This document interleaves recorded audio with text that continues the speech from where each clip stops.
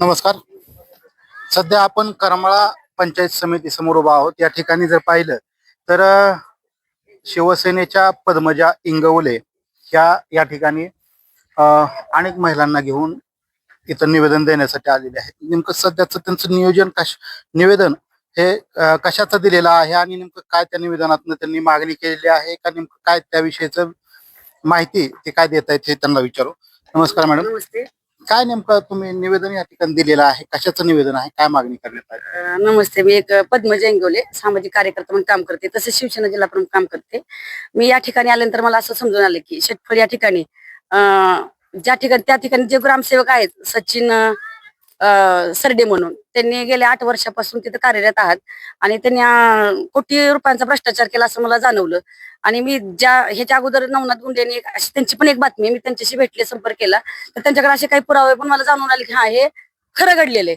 त्याविषयी मग मला वाटलं की अजून कुठेही कितीही गावामध्ये असे काही होत असेल, मग मला वाटलं की ह्याविषयी मी पण जरा थोडस लक्ष देऊन हे कुठेतरी थांबलं पाहिजे, ह्यासाठी मी इथं निवेदन द्यायला आलेले आहे. नेमकं कोणकोणत्या बाबीमध्ये भ्रष्टाचार झालेला आहे असं तुम्हाला म्हणजे जाणवलेलं आहे, किंवा तुम्ही जसं आता नवनाथ गुंडे यांचं नाव घेतलेलं आहे, काय त्यांनी म्हणजे कुठल्या बाबीमध्ये भ्रष्टाचार झालेला सांगितलं? पहिली गोष्ट, घरकुलच्या बाबतीत जर बघायला गेलं तर ज्या लोकांना घरकुलची गरज आहे त्यांना घरकुल दिलेले नाहीयेत आणि ज्या लोकांची बिल्डिंग बांधली त्याच्यावर हप्ते निघलेत. हे सगळ्यात दुःखद गोष्ट आहे की तुम्ही त्या पदावर असताना गोरगरिबांना न्याय मिळवून द्यायचं सोडून त्यांच्यावर अन्याय करता. आणि दुसरी गोष्ट, तिथील सरकारी जे दवाखाने आहेत त्यांना कंपाऊंड बांधतो म्हणून असे बिलं काढलेले आहेत. परत जिल्हा परिषद ज्या शाळा आहेत त्याला रंग देतो किंवा त्यांची लाईट फिटिंग करतो असे म्हणून बिलं काढलेले आहेत. आणि हे चुकीचं आहे. परत किंवा मंदिर आहेत, समाज मंदिर आहे, त्याचं काहीतरी त्याची दुरावस्था काहीतरी झालेली होती ते रिपेअर करतो असं करून बिलं काढलेली आहेत. मग मला एक म्हणायचंय, एकच ग्रामसेवक एकाच ठिकाणी 8-8 वर्ष कार्य करतो, याला पाठबळ का बीडीओचा आहे का कदम साहेबांचं? त्याशिवाय तो तिथं असा भ्रष्टाचार करतो का? या सर्वच बाबीमध्ये आपण काय संबंधित अधिकाऱ्यांना भेटला का, किंवा निवेदन देताना त्यांनी काय सांगितलं? आता मी निवेदन त्यांना देताना त्यांनी सांगितलं याचा तपास चालू आहे आणि ह्याचे उत्तर तुम्हाला मिळेल आणि ह्याचे रिपोर्ट पण मिळतील, हे मला फक्त त्यांनी सांगितलं आता दिल्यानंतर. जसं तुम्ही नवनाथ गुंडे यांचं आता नाव घेतलं होतं, तिथले ग्रामस्थ आहेत, काय नेमकं त्यांनी आपल्याला काय माहिती दिलेली आहे, किंवा त्यांनी सुद्धा आंदोलनाचा इशारा दिलेला आहे, त्यांनी सुद्धा माहिती मागितलेली आहे? त्यांनी मी कोल्हापूरला होते तेव्हा त्यांचा कॉल आला की असा असा इथं प्रकार घडतोय आणि मी त्यांना असे निवेदन दिले, तक्रार दिले, पण तो काय म्हणतो, ह्यो नवनाथ गुंड काही करू शकत नाही असं त्याला बोललं जाते. आणि मग ते म्हटलं मॅडम जरा थोडस आपण एकत्र येऊन जर केलं तर हे कुठंतरी आमच्याच गावात शेतकळमध्ये होत आहे, ते कुठेतरी थांबण आणि अन्य गावातल्या लोकांना पण जरा आळा बसेल ग्रामसेवकांना. त्या हिशोबानं त्यांनी सांगितलं की मी त्या त्या गावचा आहे आणि त्या ठिकाणी मी गेल्यानंतर असं घरकुल दिसून आलं की ज्या लोकांना घरकुल पाहिजे त्यांना घरकुल दिले नाहीत आणि ज्यांचे बिल्डिंग झालेत त्यांच्यावर हप्ते काढलेत, हप्ते दिलेले त्यांना. मग हे कसं होऊ शकतं? जी जागा जर बांधकामाची दाखवायची असेल तर त्या जागेवर बांधकाम नाहीये, ती तसंच रिकामा हे दिसतोय, प्लॉट दिसतोय. मग हे चालतंय कसं बरं? एकाच ठिकाणी 1 वर्ष ठीक आहे, 8-8 वर्ष त्याच ठिकाणी कसं चालू शकतं? ह्याला पाठबळ कुणाचे? म्हणजे वरिष्ठ अधिकारी त्यांना पाठबळ देतात का, हा प्रश्न निर्माण होतोय.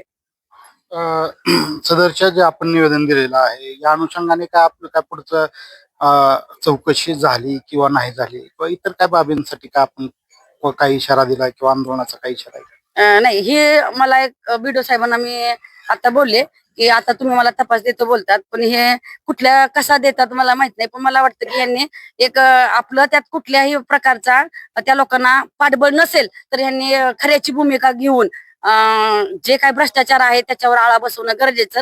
जर त्यांनी नाही कुठला त्याच्यावरती आळा बसवला किंवा त्याच्यावरती नाही काय विचार केला, ऐकलं आणि सोडून दिलं, असा जरी त्यांनी भूमिका घेतली कदम साहेबांनी, तर आम्ही इथं जन आंदोलनाचा इशारा करणार आहोत. नक्कीच. हे होत्या शिवसेनेच्या पद्मजा इंगवले.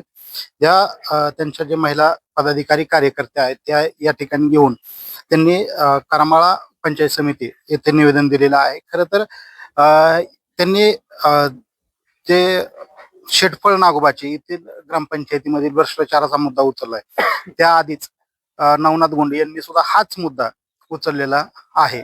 त्या अनुषंगाने त्यांनी सुद्धा आपल्यालाच त्यांची जी काय असेल ती मुलाखत दिली होती.